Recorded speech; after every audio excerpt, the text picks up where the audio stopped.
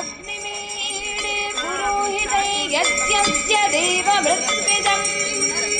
भूतारं रत्नधातमम् अग्नपितेव सूनवेग्ने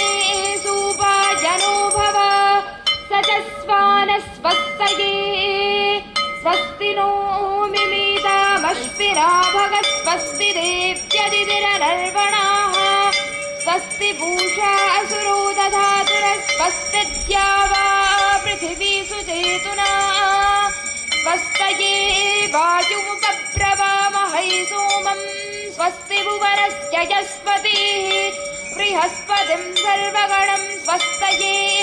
स्वस्तयादित्यासो भवन्तु नः विश्वे देवानो अद्य स्वस्तिष्मानरो स्वस्तये देवा अवन्द्रिभव स्वस्तये स्वस्ति नो रुद्रः पात्वं वसः स्वस्ति मित्रावरुणा स्वस्ति वध्ये रेवती स्वस्ति न इन्द्रश्चाग्निश्च स्वस्ति नो अदिते कृधि सूर्या चन्द्रमसा विव पुनरददताघ्नता जानता सङ्गमे मयि ये देवानां यज्ञानां मनोर्यजत्र अमृतार्तज्ञाः तेनो रासन्दामुरुगाय मध्य यूयं पात स्वस्तिभिः सदा नः येभ्यो माता मधुमत्पिन्वदेव यः पीयूषं द्यौरदितिरद्रिवर्हाः उक्तजुष्मान् वृषभरा स्वप्नसंस्था आदित्या अनुमदा स्वस्तये नृचक्षसो अनिविशन्तो अर्हणा बृहद्देवासो अमृतत्वमानशु ज्योतिरथा अहिमाया अनागसो दिवो वर्ष्माणं वसते स्वस्तये सम्राजो ये सुवृधो यज्ञमाययुरपरिप्रीता दधिरे दिविक्षयम् आविवासनमसा सुवृत्तिवर्मो आदित्यादिदं स्वस्तये को वस्तोमं राधति यञ्जुजो सथ विश्वे देवासो मनुषो यदष्ठना को वोत्फलन्तु विधाता अरङ्करद्यौनः परिषदत्यङ्गस्वस्तये येभ्योहोत्रां प्रथमामा नेदे मनुष्यवस्थाग्निर्मनसा सप्तहोत्रिभिः दादित्या अपयं कर्म यच्छत सुगानः कर्त सुपथा स्वस्तये जयिषिरे भुवनस्य प्रतेतसो विश्वस्य स्थातुरजगदष्टमण्डवः तेन कृता तत्कृतादेन सरस्वती यस्या देवासः विकृता हरेष्वन्द्वं सुहवं हवामहे होमुदं सुतसन्दयेभ्यं जलम् अग्निर्नष्टं वरुणं सातयेत गन्द्या वा पृथिवी मरुदस्वस्तये सुक्रामाणं पृथिवीम्यामनेहसं सुधर्माणमनिदं सुप्रणीतं दैवीं नावं पुरस्तामनागसमस्रवन्ते मारुहेमा स्वस्तये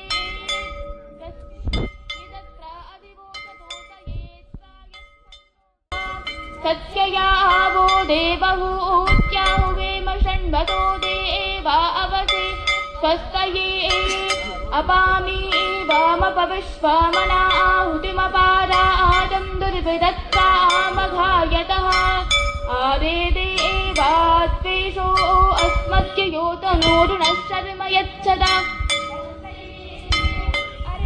समर्तो विश्वैधदे प्रजाभिर्जायते धर्मणस्पति यमादित्यासो न यथा सुनीति भरति विश्वानि दुरितास्पस्तये यं देवासो वधवादसादौ यं शूरसादा मरुदो हिते धने तातरियावाणं रथमिन्द्रसानसि मरिष्यन्तमारुहेमा स्वस्तये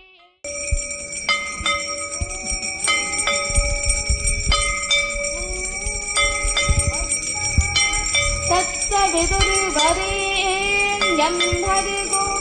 वस्य धीमहि धियो यो नः प्रचोदयात् देवीरभिष्टय आपो भवन्तु पीतये संयोरभिस्रवन्तु नः ॐ वाक् वाक् ॐ प्राणः प्राणः ॐ चक्षुः चक्षुः ॐ श्रोत्रं श्रोत्रम् ॐ नाभिः ॐ हृदयम् ॐ कण्ठः ॐ शिरः ॐ बाहुभ्यां यशोबलम् ॐ करतलकरपृष्ठे ॐ भूः पुनातु शिरसि ॐ भुवः त्रयोः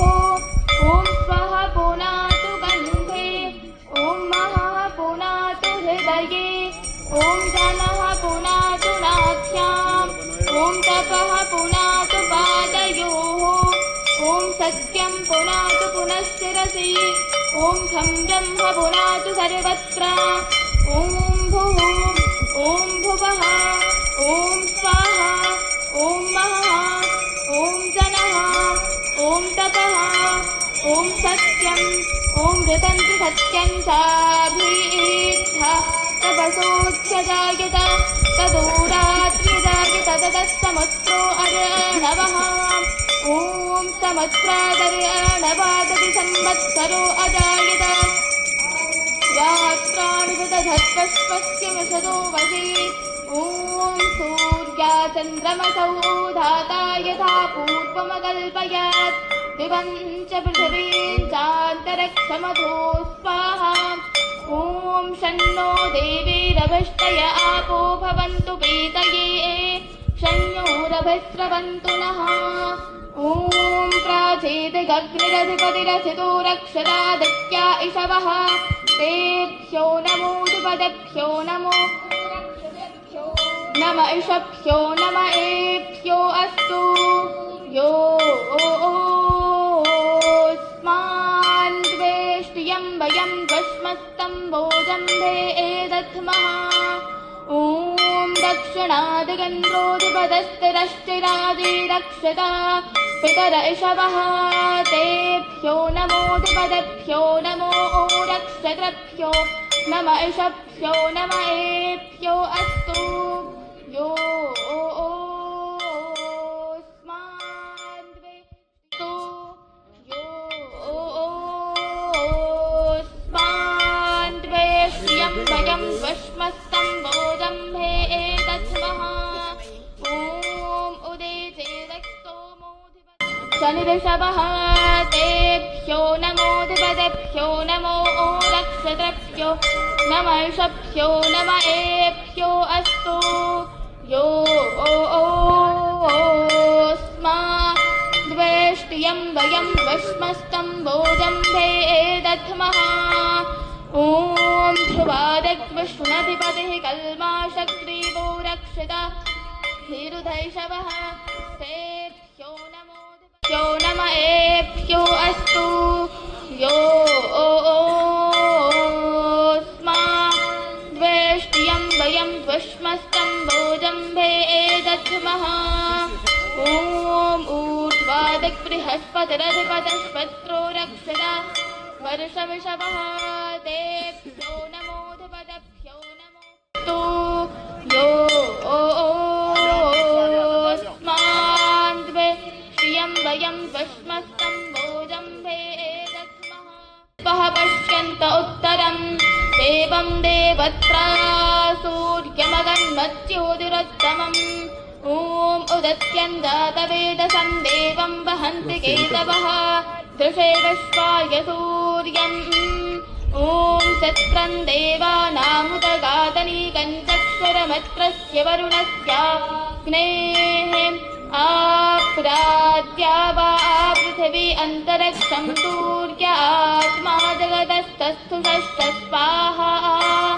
ॐ तच्चक्षुरदेवहितं शुक्रमुच्चरात् पश्येम शरदशतं जीवेम शरदशतं शृणुयाम शरदशतं ब्रवाम शरदशतमदीनाः स्याम शरदशतं भूयश्च शरदशतात् ॐ भूर्भुवस्वः तत्सवितुर्वरेण्यं भर्गो देवस्य धीमहि धियो यो नः प्रचोदयात्। हे ईश्वर दयानिधे भवत्कृपया अनेन जपोपासनादिकर्मणा धर्मार्थकाममोक्षाणां सत्यसिद्धिर्भवेन्नः। ॐ नमः शम्भवाय च मयोभवाय च नमः शङ्कराय च महेश्वराय च नमः शिवाय च शिवतराय च। ॐ शान्तिः शान्तिः शान्तिः।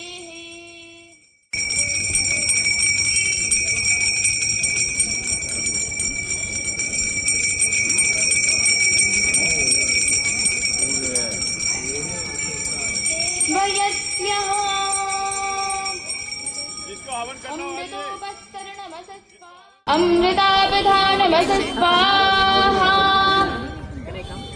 सत्यं यशः श्रीर्मय।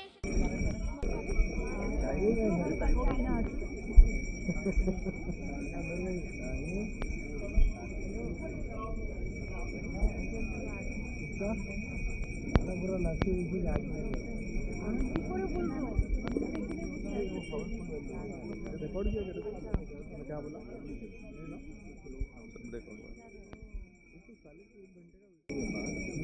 दिमाग ज्यादा मत लगा, चल आगे देख, आरती देख। 6:30 बजे अपना बोट है। हवन में चलिए आप जाके आ सकते हैं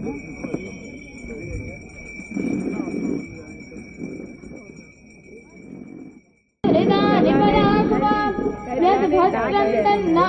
चला नहीं जाता है भाई। हिरण्यगर्भस्थं वदतताग्रे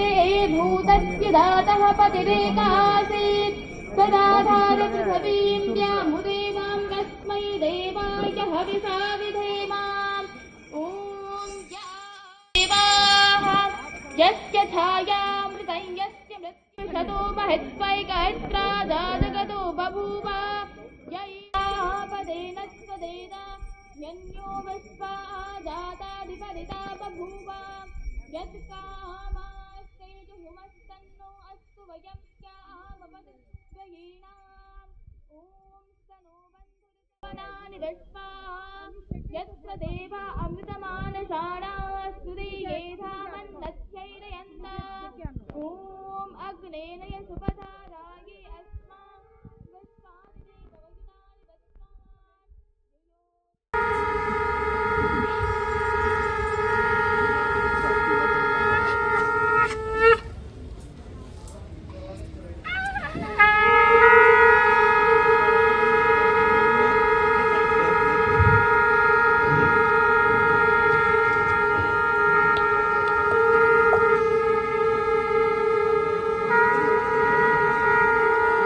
भुवस्वहा भूर्भुवस्वरत्योरिव भूम्ना पृथिवीमवरम्ना तस्यास्ते पृथिवीदेव यजनप्रस्थे निमन्नादमन्ना याया दधे जातवेदस्तेनेत्यस्वरधस्पदे थवरधयजास्मान् प्रदया पशुपरब्रह्मपरचसेना नात्येन समेधय स्वाहा इदमग्नये जातवेदसेदन्नमम। ॐ समिधाग्निन्दुमस्कितघृतैर्बोधयदातिथम् आस्मिन् हव्याजुहोदना। ॐ सुसमिद्धाय षोडशे घृतन्ते पुरञ्जुहोदना अग्नये जातवेदसे स्वाहा इदमग्नये जातवेदसेदन्नमम। ॐ तन्त्वा समद्भिरङ्गिरो घृतेन वर्धयामसि बृहच्छोचागिवष्ठ्य स्वाहा इदमग्नयेङ्गिरसेदन्नमम। तस्तेनेध्यस्वरधस्पदे थवरधयजास्मान् प्रजया पशुभिर्ब्रह्मवरचसेनान्ना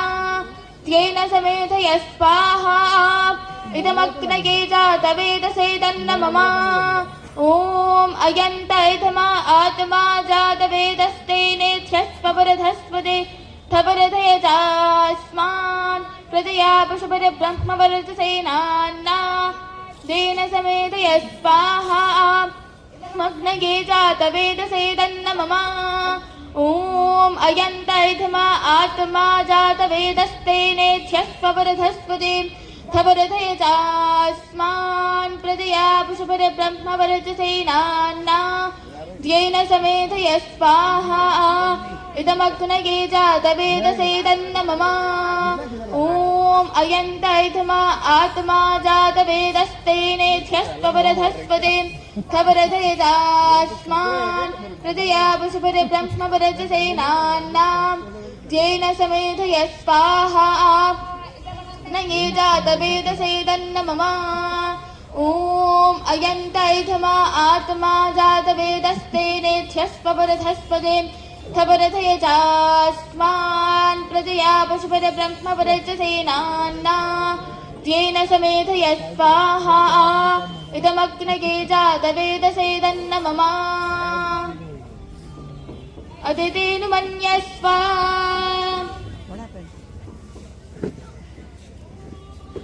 हनुमतेनुमन्यस्व सरस्वत्यनुमन्यस्व देवसवितः अग्नये स्वाहा तन्नमम नमः ॐ प्रजापतये स्वाहा इदं प्रजापतये तन्नमम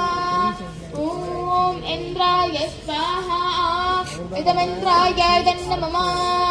ॐ सूर्यो ज्योतिरज्योतिसूर्य स्वाहा ॐ सूर्यो वर्चो ज्योतिर्वरद स्वाहा ॐ ज्योतिसूर्य सूर्यो ज्योतिः स्वाहा सदु